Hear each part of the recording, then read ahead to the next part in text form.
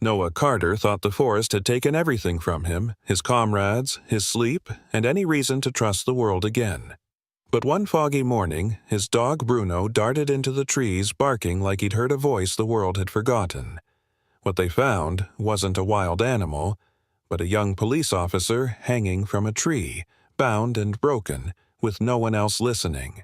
Who had done this? And why was the sheriff's name on the forged map in the officer's pocket? This story is about a scarred veteran, a loyal dog, and a silence too heavy to ignore.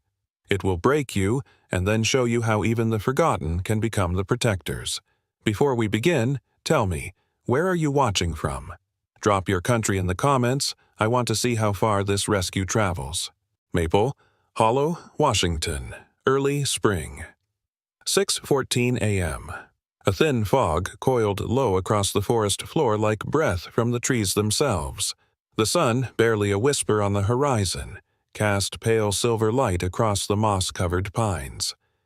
The air was damp with the chill of early spring, and the forest smelled of wet earth, bark, and something else, something metallic.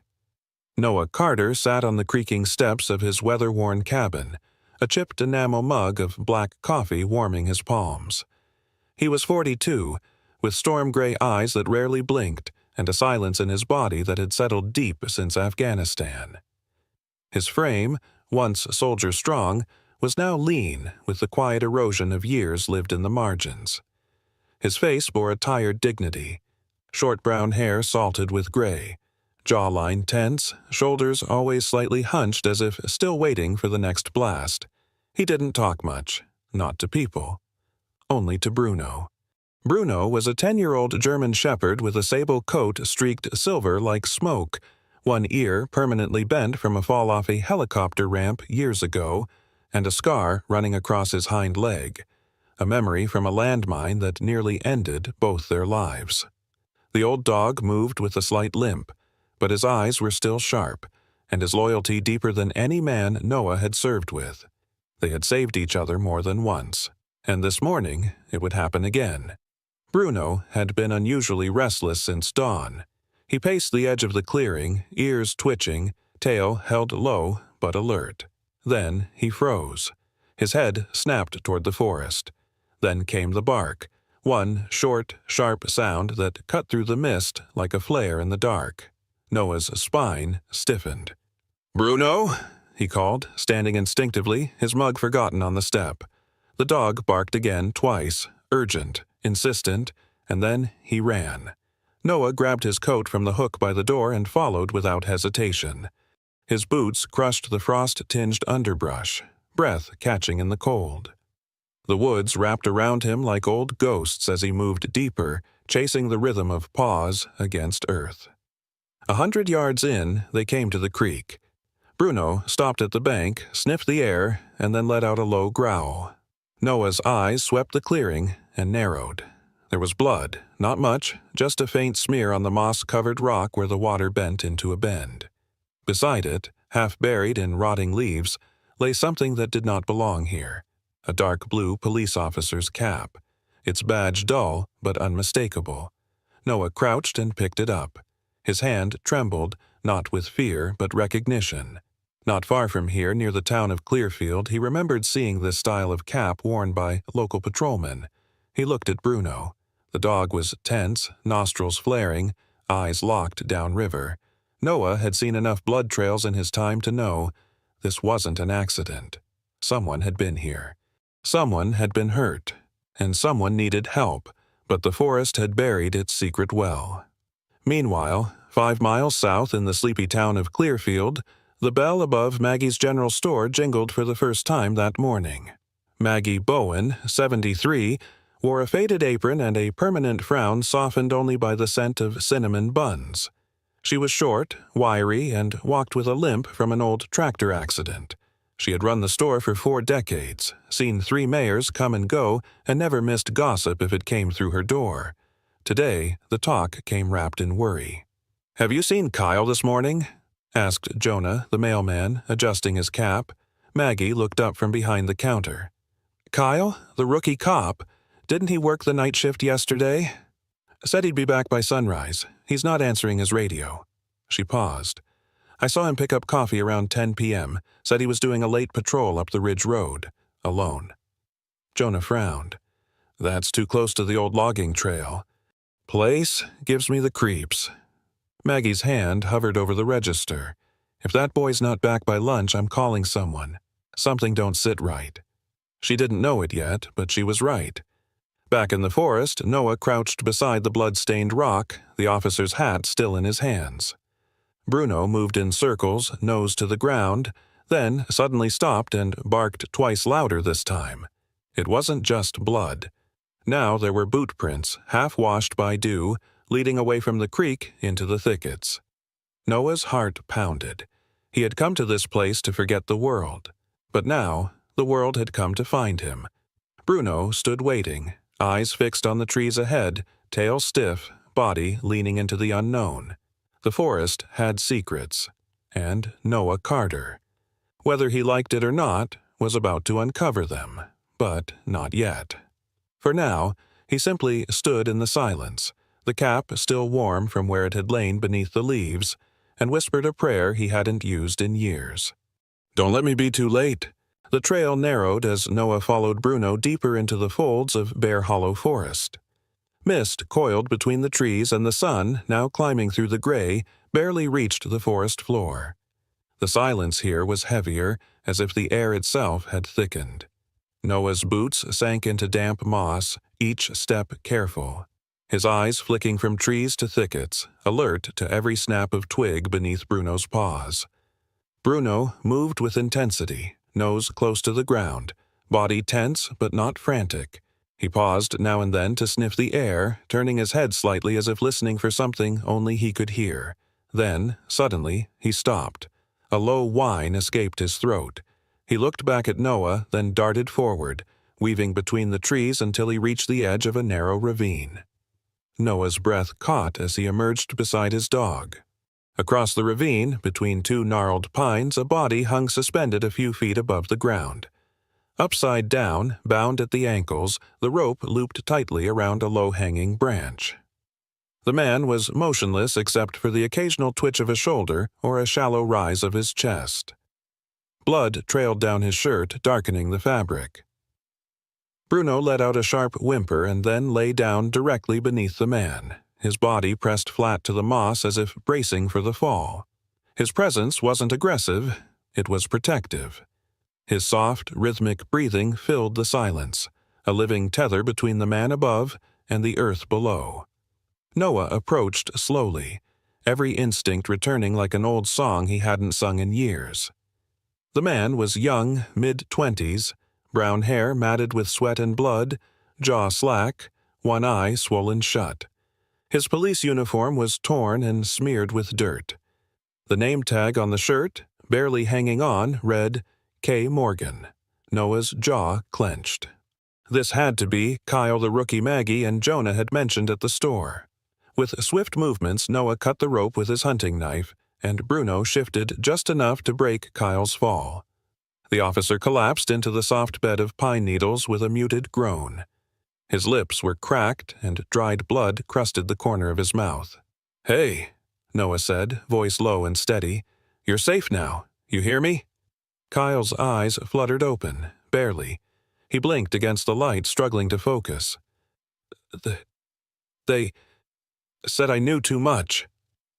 Noah hushed him, laying a steady hand on his shoulder. "Don't talk. Save your strength." Bruno nudged Kyle's arm gently, then laid down beside him again, head resting near the officer's chest like a heartbeat waiting to be heard. Noah pulled out a small first aid kit from his satchel and cleaned what he could. Superficial cuts, bruised ribs, likely a dislocated shoulder, but the worst was the dehydration and the mental state. Kyle kept flinching at every crack of branch, eyes darting into the trees as if expecting someone or something to return. "We need to move," Noah muttered, scanning the woods. "Whoever did this might still be close." But Kyle could barely stand. Bruno took the lead again, circling around Noah and the wounded officer like a silent perimeter.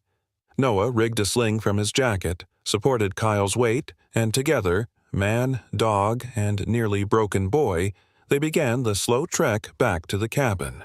At the Clearfield Medical Center, a nurse in blue scrubs adjusted her glasses for the 5th time as she stared at the phone on her desk. Emily Hayes, 28, had worked the night shift for 2 years and had developed a reputation for being gentle but direct. She was tall, slim, with tightly wound black curls pinned neatly behind her head and a steely gaze that softened only when talking to patients. Emily had known Kyle since high school. He was the kind of person who remembered birthdays, who brought her coffee on long shifts, who once stayed up all night helping her move apartments after a breakup. So, when he didn't show up to their usual coffee chat after his shift, something in her stomach turned cold. She had called the station earlier that morning. The response? Dismissive. Kyle probably just forgot to check out or took the morning off. The officer on duty, an older sergeant named Donnie Griggs, spoke with the kind of forced casualness that irritated her instantly. "But he never forgets to check out," she had argued. "He was working the Ridge Trail Patrol. That's near Bear Hollow." Griggs had sighed loudly. "It's not our first time with a rookie being sloppy. He'll show up." Now, seated at her desk, Emily stared at her phone again. Then she stood, grabbed her jacket, and headed for her car. If the station wouldn't listen, she'd go find someone who would. Back in the woods, the trio finally reached the clearing where Noah's cabin stood. The old structure looked like it had grown out of the forest itself, weathered planks, moss around the base, and a tin chimney that coughed a thin line of smoke into the sky. Noah helped Kyle onto the couch and placed a blanket over him. Bruno remained at Kyle's side, never letting his eyes drift. For the next hour, Noah kept watch, boiling water, crushing aspirin into a makeshift tea, and using the satellite phone, one of the few modern luxuries he allowed himself to dial a private emergency line that routed through a local dispatcher. He didn't trust the police, not after what he saw in Kyle's eyes. Kyle, half asleep, murmured again, "It wasn't a robbery. It was someone in uniform. I saw a badge." Noah exchanged a glance with Bruno, whose ears twitched as if he understood. There was something rotten here, but tonight the boy would live. That was enough for now. Noah sat at the edge of the small wooden table, elbows resting on his knees, eyes fixed on the sliver of morning light slicing through the cracks in the cabin wall. A kettle hissed gently on the stove. The fire had burned low, but the cabin was warm enough. Bruno lay curled at the foot of the couch, ears alert even in rest, watching Kyle with the quiet attentiveness of a soldier on standby. Kyle had fallen into an exhausted sleep. Painkillers dulled his expression and his breath had steadied. But Noah's mind was restless. Something was off. Not just about Kyle's injuries, but about the whole damn story. He rose quietly and walked to the chair where Kyle's gear had been dumped the night before. His backpack was scuffed and damp. Noah unzipped it carefully, rummaging through spare socks, a half-eaten protein bar, and finally a folded piece of paper tucked in the bottom compartment, protected in a thin plastic sleeve. It was a patrol map, standard issue for the Ridge Trail unit. Noah unfolded it on the table, smoothing out the corners. His finger traced the main hiking paths, familiar from his own countless treks in these woods. But then he frowned. One trail veered sharply off course, cutting through dense forest, an area Noah knew well. There was no such trail. It was a ghost path, added by hand in faint pencil, almost invisible. Why send a rookie to patrol a non-existent route? Noah muttered to himself.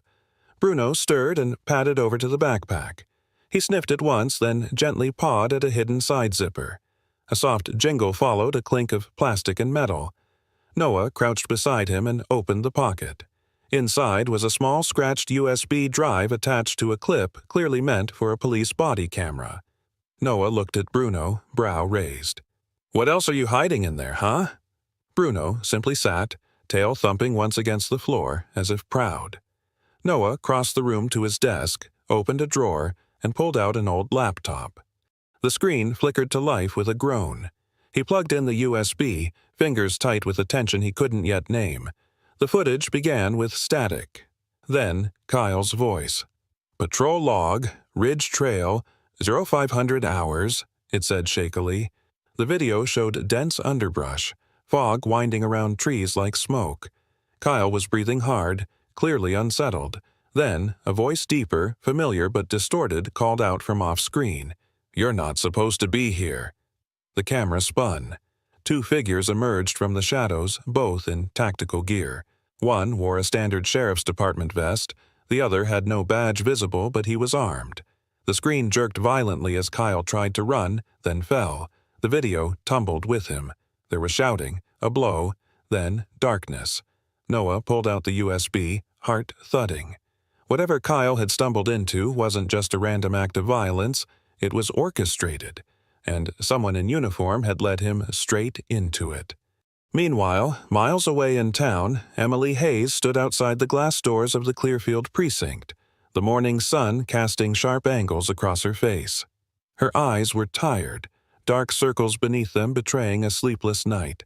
Her curly hair was pulled back in a loose bun, and she wore a light brown jacket over her scrubs.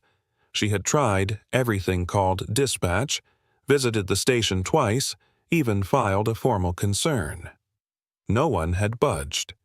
Sergeant Donnie Griggs had offered her a half-hearted reassurance and told her to let the big boys handle it. So she had gone home, printed her official request for leave, signed it with shaking hands, and now stood with the paper folded neatly in her pocket.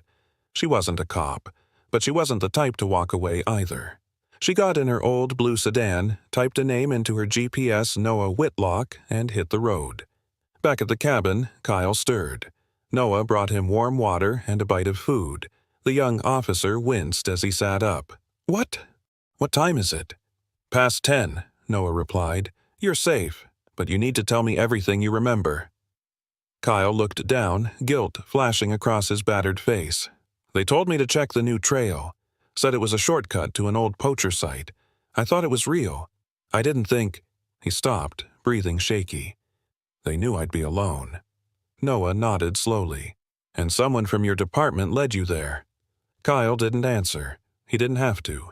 Bruno, who had been sitting nearby, stood and walked over again, nuzzling Kyle's arm. The touch seemed to calm him. "I think it was Wallace," Kyle whispered. "Deputy Chief Wallace. I saw him talking to a man I'd never seen before. Gray jacket. No badge." Noah's jaw tightened. He knew that name. Wallace had once made headlines for cleaning up a major theft ring until the story quietly vanished from the news. Bruno growled softly.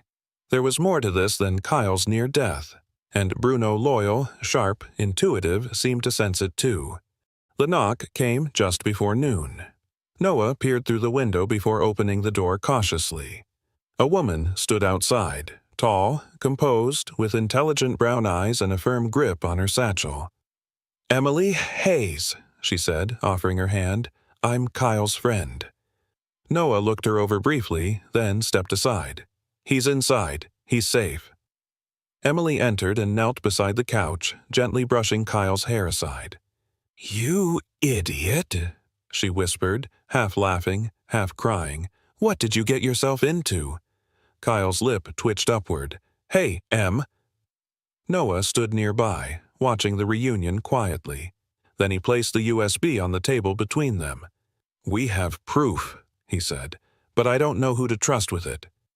Emily looked at the drive, then back at Noah. "Then you don't give it to the department," she said. "You give it to someone who can burn the truth into the light." The forest was quieter than usual that night. Too quiet. Noah had lived in the woods long enough to know the natural rhythm of its sounds, the rustle of wind, the call of owls, the distant splash of a buck in the stream. But now, even the trees seemed to hold their breath beneath the pale glow of the moon. Outside the cabin, mist curled low along the ground like something alive. Inside, the fire crackled low, casting long shadows along the log walls. Emily had fallen asleep at the table, head resting on a folded towel, exhaustion etched into her face. Kyle lay in bed, a faint fever sheen on his brow.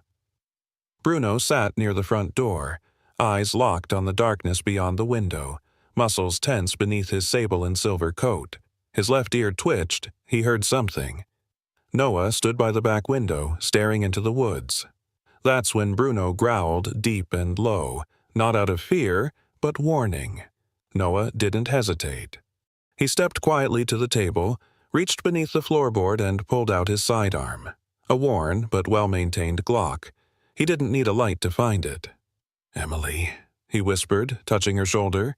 She blinked awake instantly, years in the ER making her a light sleeper. "What's wrong?" "Someone's out there." Bruno barked once short, sharp, and then sprang toward the front door just as the glass shattered inward. A black-gloved hand reached through, followed by a figure in full camo black and forest green patterns that blurred into the shadows. Face covered. Silent. Bruno lunged.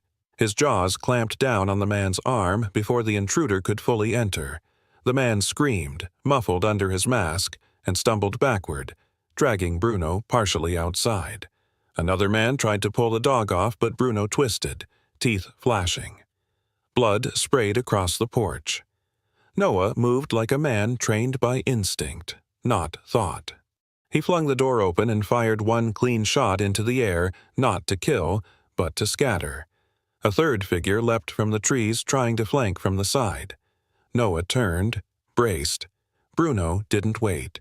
He released the first attacker and bounded into the woods, barking loud and aggressive, drawing attention. His powerful legs churned up the dirt as he darted between trees, leading the masked men toward the ridge above the cabin, toward the old bear trap Noah had decommissioned but never removed.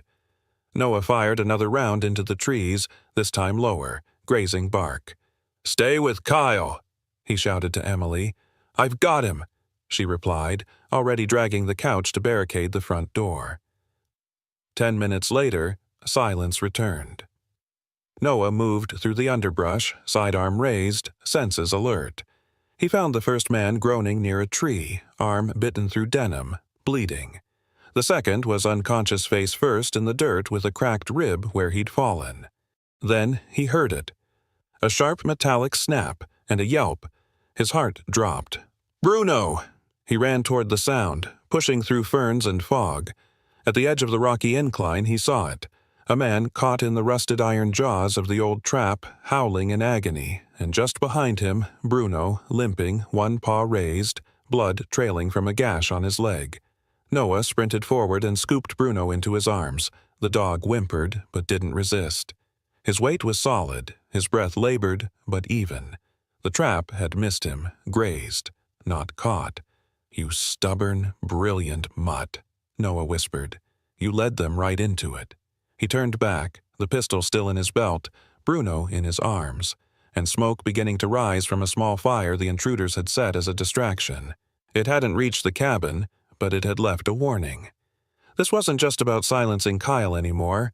Someone knew they had the footage, and now they knew who had it. While the attack unfolded, Emily had moved quickly, her old laptop open on the table again, the screen cracked but functional. She inserted the USB, trimmed the footage to 90 seconds, and uploaded it to a secure cloud link. Then, with hands trembling only slightly, she drafted an email to someone she hadn't spoken to in 5 years. Ben Hall.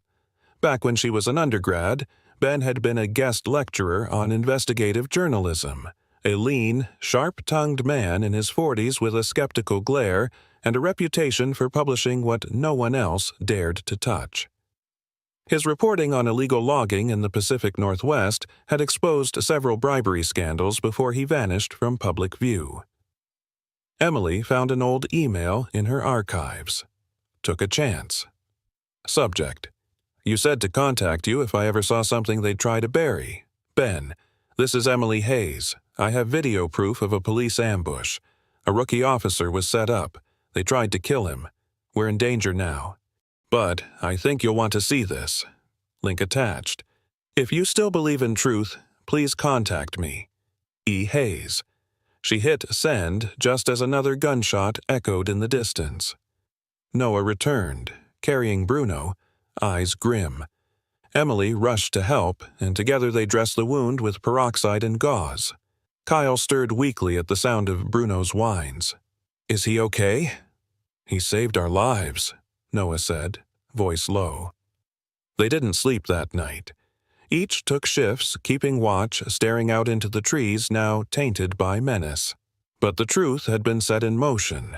and the dog who once slept beside a broken veteran had now stood between death and justice. The morning after the attack broke cold and silver, the forest cloaked in a sheet of fog. Dew clung to the ferns like trembling thoughts, and the scent of smoke still lingered faintly in the wind, though the flames had been extinguished before they could touch the cabin walls. Noah stood outside with a thermos of black coffee clutched in one hand and his other resting on Bruno's back. The old dog limped slightly from the night before, but his ears were up and his nose was restless, twitching toward the eastern ridge. Inside the cabin, Emily was reviewing the footage again on her laptop, looking for missed frames, anomalies, or clues. Kyle, still weak, sat up under a blanket, bruised but more alert than before. His eyes had the glassy look of someone who had survived too much in too little time. "I need to go back," Kyle said hoarsely, looking between them, "to the place they jumped me." Noah turned his head slowly. "You're not ready for that." "But we are," Emily added quietly, tapping her screen. "We have partial evidence. We need context."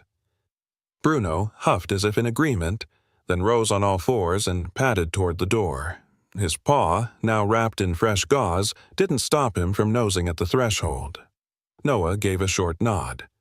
"Then let's follow the one who still knows how to track." They took the long way around, avoiding the trail they believed the attackers used. The woods were thicker in the direction Bruno led them, winding past old birch trees and moss-streaked stones. The further they went, the quieter it became. The air held the hush of secrets buried deep. It was Bruno who stopped, first ears perked, tail held stiff.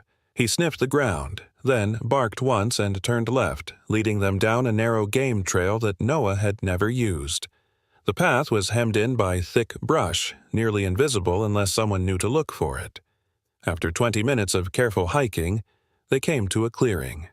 It was oddly geometric unnatural in the way the grass stopped in a perfect circle. At its center sat what looked like a mound of earth, but upon closer inspection, it was the collapsed roof of an old stone building, almost fully swallowed by time. They stepped inside what remained of it, just enough walls to keep out the wind, just enough shadow to keep things hidden. A rusted metal hatch lay half-covered in dried leaves. Noah pried it open with his crowbar, and a rush of cold air surged upward. Below was a cellar, its walls lined with blocks of old granite and reinforced steel bars. It wasn't just a basement, it was built to keep things safe. Or secret. Bruno barked again, this time sharper, and descended the stone steps without hesitation. Noah followed with flashlight raised, and Emily helped Kyle ease his way down. Inside the cellar, the temperature dropped sharply. Stacked in the corners were dozens of crates, sealed with thick bands and stamped with vague inventory codes. Noah cracked one open. The smell hit first raw, pine-heavy, freshly cut. Inside were long planks of lumber too uniform, too processed for something found in a legal timber yard. The wood was wrapped and sealed like high-grade contraband. Kyle moved to a nearby crate and ran his fingers over the stamp on the side. "These aren't even from this region. They're smuggling in protected species, hiding them here, routing them through state lines." Bruno moved toward one of the stone walls, his nose sniffing intently along the grooves. He stopped at a nearby tree root that had broken through the corner and barked twice. Noah walked over and examined it. Carved into the exposed bark of the tree that had grown into the cellar's edge were small, deliberate marks. Vertical slashes crossed with horizontal dashes. Emily stepped forward, squinting. "Those are logging sigils, coded identifiers." Kyle nodded. "I've seen those before. Sheriff Miller once told me never to patrol this quadrant. Said it was unstable ground, but I think now he just didn't want me seeing this." Noah turned the flashlight to another beam that had fallen across the wall. The same symbols, different patterns. They weren't warnings, they were instructions. Codes for routes, names, or even amounts. "This wasn't a one-time thing," Noah said. "This has been going on for years." Back at the cabin that evening, Emily typed furiously on her keyboard. The satellite connection was slow, but it held just long enough to upload 3 high-resolution photos and a scanned map from Kyle's corrupted GPS files. She added context, clean timestamps, and an email address for anonymous tips. She sent the package to Ben Hall. 30 minutes later, her phone buzzed. A new headline appeared on the screen. Illegal logging operation tied to local law enforcement. Rookie officer's footage raises alarming questions. Ben Hall investigates. Underneath, photos of the hidden cellar, the timber stamps, and Bruno sniffing at the sigils. It spread faster than expected. In an hour, the post was shared 400 times. By midnight, it trended on regional feeds with the tag #Forest Fraud and #Justice for Kyle. People were watching now. Emily exhaled. It's not over, but it's no longer just us. Noah sat beside her, arms crossed, the firelight flickering over his weathered face. It's going to get louder. Kyle leaned forward. Then let's make sure we're ready. Bruno thumped his tail against the floor, his eyes never leaving the window. The blizzard hit without mercy. By dawn, the cabin windows rattled with every gust. Snow swept across the clearing in thick, white sheets, erasing any sign of the path they had taken just days before. But time was running out. The cellar discovery had made headlines, and the post from Ben Hall had done its job too well. Eyes were turning, questions were rising, and somewhere in the quiet corners of the county, someone was bound to silence them. Kyle sat on the edge of the wooden bench, lacing his boots with slow, stiff fingers. He still winced when he moved too quickly, but the color had returned to his cheeks. Dressed in Noah's spare jacket and thermal layers, he looked like a younger version of himself, cleaner, sharper, but bearing new weight in his eyes. "We can't go through the roads," he said. "If Sheriff Miller's involved, there are patrols watching for us." Noah nodded. "We'll go through the forest, straight west. There's a trail that leads toward the Pinecrest Radio Outpost. From there, it's another 5 miles to the Regional Forestry Office." Emily packed the hard drive and printed photos into a waterproof bag, tucking it tightly against her chest. She wore a navy ski jacket, her hair tied under a wool cap. "Once we get a signal, I can call for backup." Bruno stood at the door already, nose pressed against the frame, tail tense. The snow didn't faze him. The 10-year-old German shepherd's sable coat was dusted with white flakes, but his ears were pricked forward, and his breath fogged the glass with focus.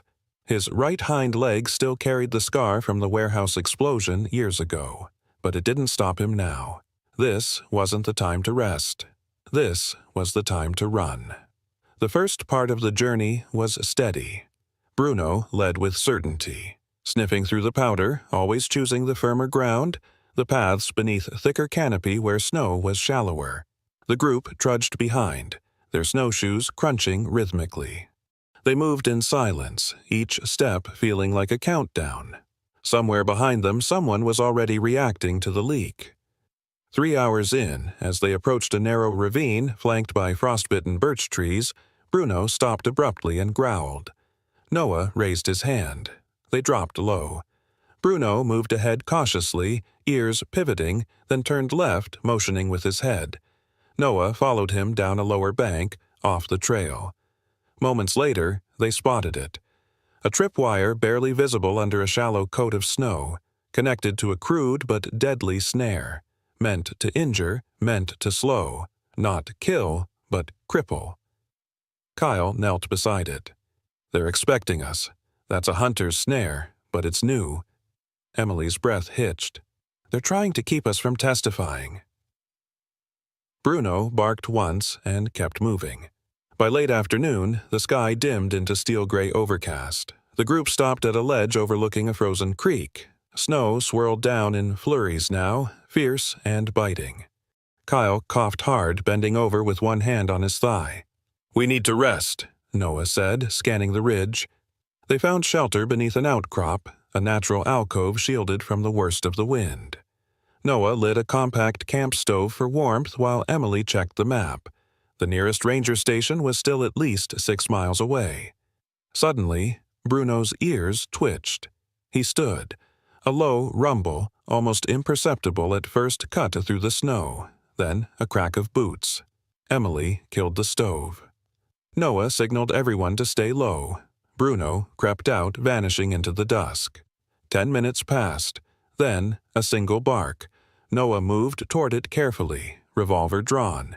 He found Bruno crouched beside a fallen log beneath which were clear prints, large and fresh. 2 men, one heavier than the other. They had passed within 50 yards of their resting spot. Bruno had stopped them from walking into an ambush. At twilight the wind shifted. Colder now. But Bruno barked softly and veered toward a new slope. They followed. 10 minutes later they emerged into a small clearing where a metal tower stood half-collapsed, its dish tilted sideways. The Pinecrest Radio Outpost. It was old, decommissioned 2 years ago, but Emily scrambled toward the steel box near its base. Inside, a solar-powered repeater blinked weakly. She pulled out the emergency field phone and plugged it in. No signal. Then Bruno trotted toward the edge of the clearing, sniffed, circled, and stopped near a fir tree with a broken branch. Noah watched, then approached.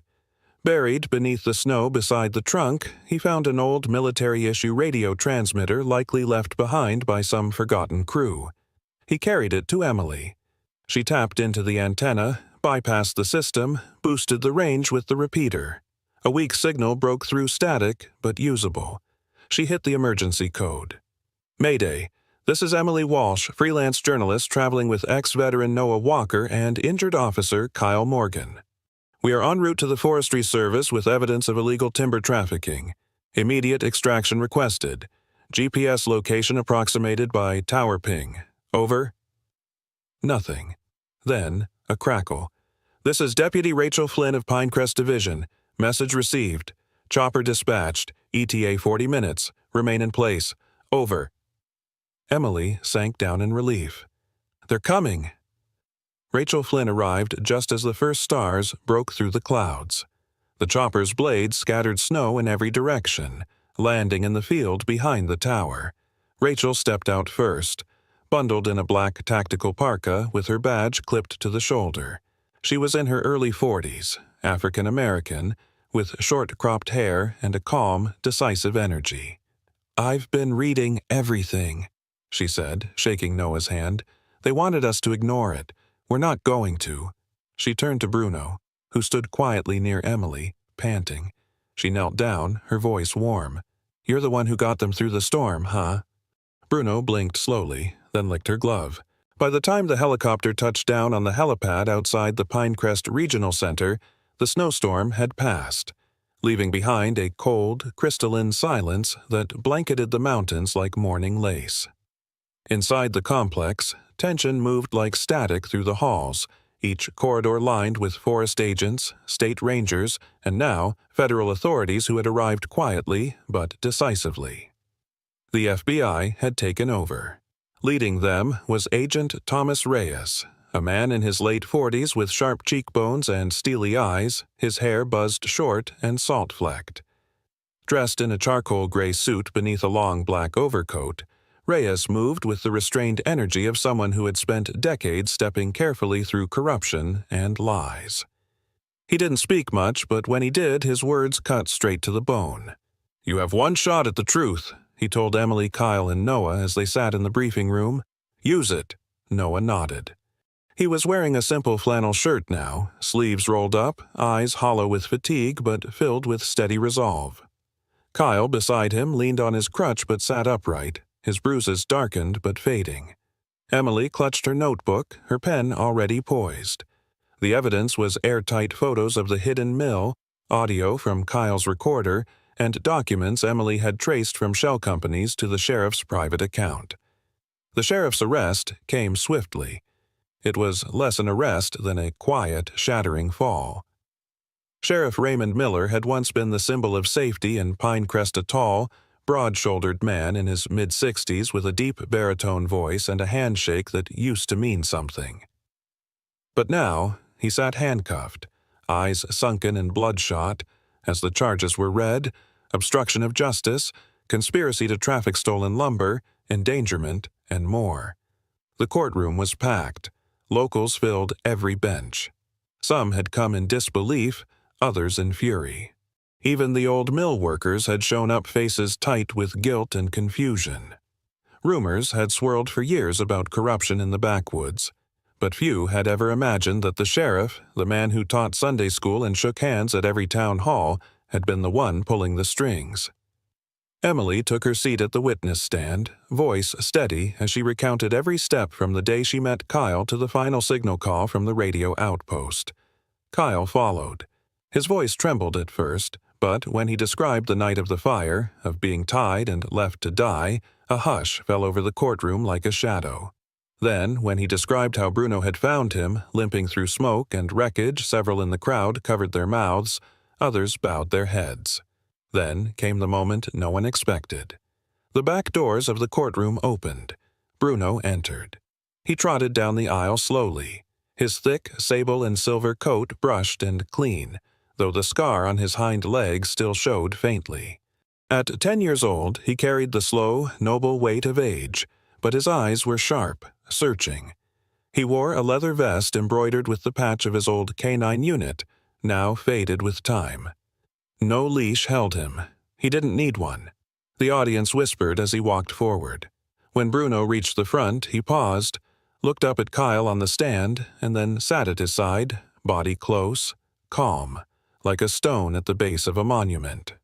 For a moment, nothing moved. Then, someone in the back, an older woman with weathered hands, stood and clapped once. Another joined. Then another. In seconds, the room was filled with applause, not thunderous, but rising like a heartbeat. Even Agent Reyes, who stood by the wall like a statue, allowed himself the ghost of a nod. Noah watched from the corner, a quiet smile ghosting his lips. He said nothing. He didn't need to. Bruno was speaking louder than any of them ever could.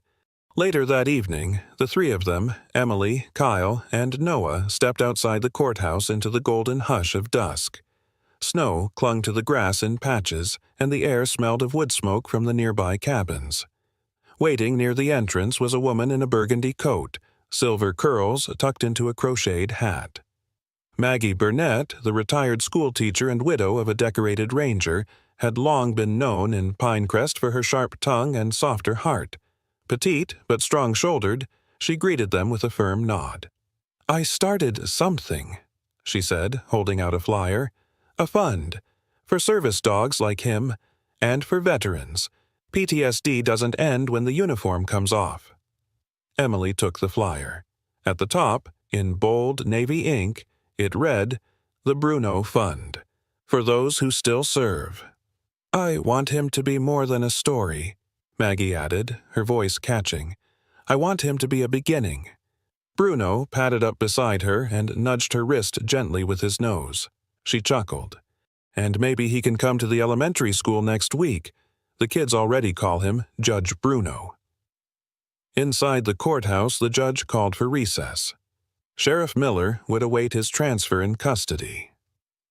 Outside, the stars began to bloom, and on the steps, Bruno sat, watching the world as if he'd seen too much but still believed in something better. The sky over Pinecrest turned a deeper shade of gold that evening, as if nature itself was exhaling after a long-held breath.